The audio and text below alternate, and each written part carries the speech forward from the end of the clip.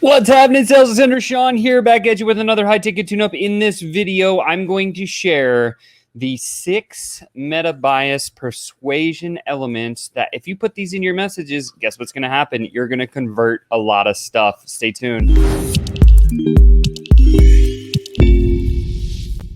What's happening, Sales Center? Sean here, back at you with another high-ticket tune-up. Make sure and smash that like button. Feed those algorithm gods so other people can actually get a hold of this content. This one's going to be really valuable. Let's just jump right into it. So, question came from Deidre. Deidre said this today. She said, Sean, my messaging always seems to get glanced over. Any suggestions on how to make it more persuasive? And yes, I do have some suggestions. I've been studying this for a really long time. And so today I'm actually going to roll out to you a couple of slides here that walk through what I call the 6 meta biases of persuasion in high ticket sales. Super valuable, something that you can put into your world today and you can use for your business to crush deals. So if you ever get stuck in that place where you're writing messages and you don't feel like they're hitting with your clients or your prospects as hard as you want them to, or you're maybe writing Facebook ads, or you're writing sales pages or websites, or building that kind of stuff for your business, and you want it to get people over the line to start coming towards you, maybe it's your messaging filter that you're using. And so a lot of people don't really have one because they don't know that you need one. And so today what I'm going to cover is a neuromarketing persuasion filter that I actually picked up from a company called Sales Brain. They're amazing people. And the guys that wrote this book that I learned this from so many years ago, the one guy has more degrees than a thermometer, and he's been accredited in the Vistage CEO Club as like the national speaker, and so he has like PhDs and doctorates and all this stuff. And then the other guy, so these guys are way smarter than me is what I'm saying, right? So but I use the filters. I use the filters every single day. And so let's just dive into it, and I want to walk through these things with you. So here's the secret order of the Primal brain. Let me make that a little bigger so you can see, and we got Yoda chilling here today as well. So what is the secret order of the Primal brain? Well, most people, when they start writing copy on sales pages and messages or anything of the sort, they just say, oh, I'm going to say this and blast, right? And then 99% of all the messages that are written in the online space come from this place of, I'm just going to blast a bunch of stuff out there and see what sticks. It's the whole throw the spaghetti against the wall, see what sticks. Unfortunately, everybody else is doing that. And so when everybody else is doing that, it looks like the left side of this brain. And you see that number down there, 188. What does that mean? Well, 188 means there's actually 188 cognitive biases. This would be like the bias of social norms, the bias of proof, like with using case studies and stuff like that. And so all these biases are in there, but there's only 6 of them. When you put them in the right order, does it just penetrate right into what we call the primal brain, where decisions are actually made. And so today I'm going to walk through that with you. FlowChat put these into everything that we do. This is something that has been tested and proven for hundreds of years. It's not something that's overnight. And so if you follow this formula, and I'm going to introduce it to you. And again, by the way, if you like this content, you want me to go deeper on this, because this is going to be a very high level, just drop a comment below saying more or something, and in the comments below, and I will make sure to cover this again, because this is a conversation. I want you guys to get this information, because when you get this, like your sales just go up through the roof. And that's what we're about today. So here's the language of persuasion. According to experts, for a message to be persuasive, it needs those 6 elements. So they are personal, contrastable, tangible, memorable, visual, and emotional. And so I just kind of want to walk through each one of these really quickly. Again, this was from the Persuasion Code book written by Christoph Morin. He's the guy that I was telling you about. It's got all these degrees more than the thermometer. So let's start with personal. What does personal mean? Personal means it's all about me as the prospect. It's all about me as the client. And so as our messaging, what we want to focus on is to give that to you. What's in it for me? Why me? That's why I always talk about, like, what's this 4-part filter? Why me? Why you? Why this? Why now? I talk about it all the time. So why me is the first thing that we got to hit. We got to make this very, very personal when we're writing messages. And then we move on to the second one here in this code. I'm going to show you the order to put them in. This isn't actually the quite order that we wanted to put them in, because there's a specific order that if you write your messages, and I'll explain that in a second, will be powerful for you. Second one is contrastable. Contrastable is like the before after, well, the first thing that comes to mind is if you're selling gym or fitness or something like that, you can do a before the weight loss, after the weight loss. Our brains are triggered, the primal brain is triggered to look for contrast very, very quickly and easily. So in your copy, if you don't have some sort of contrasting, like before you work with me,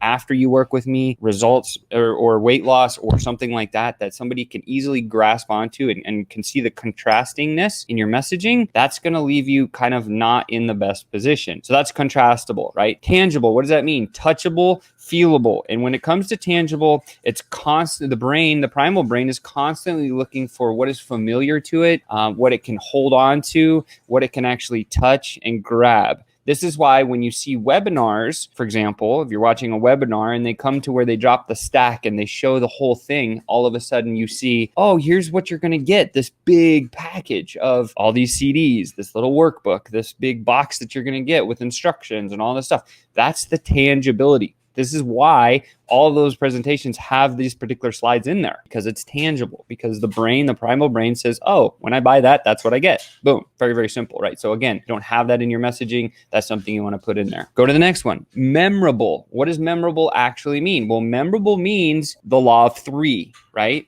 Tell them what you're going to tell them it, and then repeat what you just told them. That's the easiest way to think about this. When something is memorable, look, the brain has a lot of difficulty comprehending complex tasks. So with that said, what we want to focus on is how do we keep it very simple? The brain understands what you're doing. And again, the law of three. Tell them what you're going to tell them it, and then repeat what you just told them. And that's how your memorability piece of your persuasion meta bias will come into your messaging. So if you don't have that, put that in there. Moving on, visual, right? Visual is so key, especially when we're writing copy. One of the biggest things that people stumble on is not adding white space into their copy. How do you make copy visual, Sean? Well, you use very descriptive words. You use short words that are pretty beautiful, that are very easy to comprehend. That's why they always say write in a third grade or a fourth grade letter number so everybody can understand that. But then secondly, the white space. So what I do specifically in my emails to make my copywriting even more visual than it actually is I'll write a sentence and then I'll have one line of white space, enter, enter. And then I write my next sentence, enter, enter.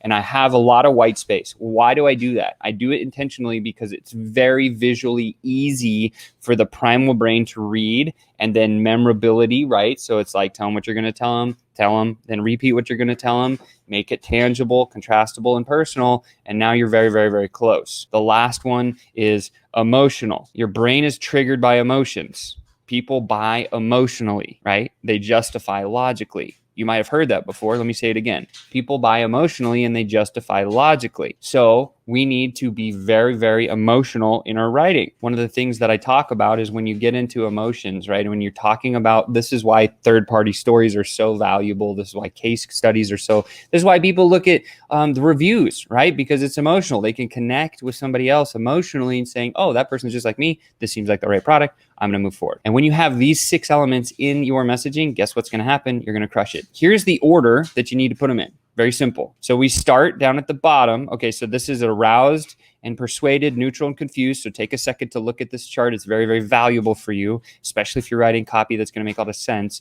This is the order you want to write in. So visual, remember having that white space in your writing as you're writing stuff. The second one is personal. You got to make it about them. Why me? That's always the first place we start. Then we talk about memorable. Yeah. Okay. So this is the 3 things, the law of 3. And then we move into tangible, what they're going to get, what they feel, what they see, that they can actually pick up. And then it goes into contrasting. This is why you see a lot of these webinars have the actual before and after at the end or near the end of presentations, because you can hear those stories. This is in the right place in your particular, whatever you're building, whether it's a webinar or sales page or even messaging in chat. And then lastly is emotional, right? You want to hit them with that heartstring tug. And when you do it in that order, again, visual, personal, memorable, tangible, contrasting, and emotional. Let me say it again. Visual, personal, memorable, tangible, contrasting, and emotional.